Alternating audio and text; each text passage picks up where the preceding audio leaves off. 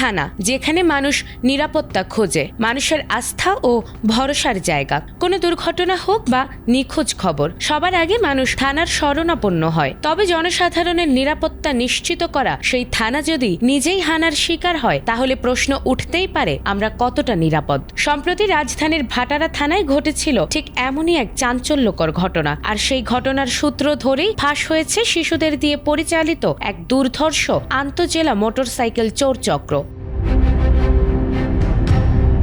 গত 10 জানুয়ারি ভোর 4:39 ভাটারা থানার সিসিটিভি ফুটেজে দেখা গিয়েছিল, দুই ব্যক্তি থানার গ্যারেজ থেকে একটি মোটরসাইকেল চুরির চেষ্টা করছিল। অ্যালার্ম বাজলেও তারা সেটি খুলে ফেলে এবং কিছুক্ষণ পর বাইকটি নিয়ে পালিয়ে যায়। ঘটনার পর পুলিশ তীব্র সমালোচনার মুখে পড়েছিল। এরপর থেকেই শুরু হয়েছিল অভিযান।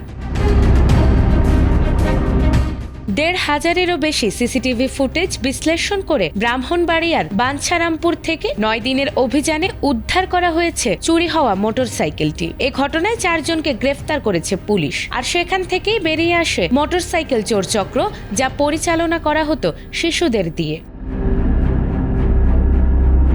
পুলিশ জানিয়েছে, ঢাকার বাইরে অবস্থান করা চক্রের মূল হোতারা 12 থেকে 15 বছর বয়সী শিশুদের চুরির বিশেষ প্রশিক্ষণ দিত। ঢাকায় থাকা সদস্যরা বিভিন্ন গ্যারেজে রেকি করে মোটরসাইকেল টার্গেট ঠিক করত আর খবর পাঠাতো মূল হোতাকে। এরপর শিশু চোরদের পাঠানো হতো চুরির মিশনে। মুহূর্তের মধ্যেই বাইকের ঘাড় ভেঙে চুরি করে পালিয়ে যেত তারা। চক্রটি এতটাই বেপরোয়া ছিল যে থানার ভেতরের গ্যারেজ থেকেও চুরি করতে ভয় পায়নি।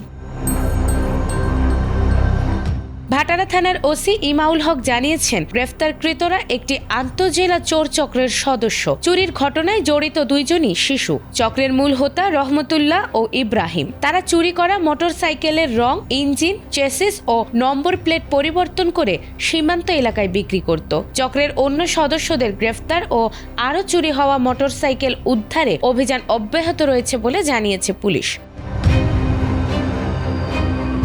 নাজমুন নাহার জান্নাত, ATN বাংলা।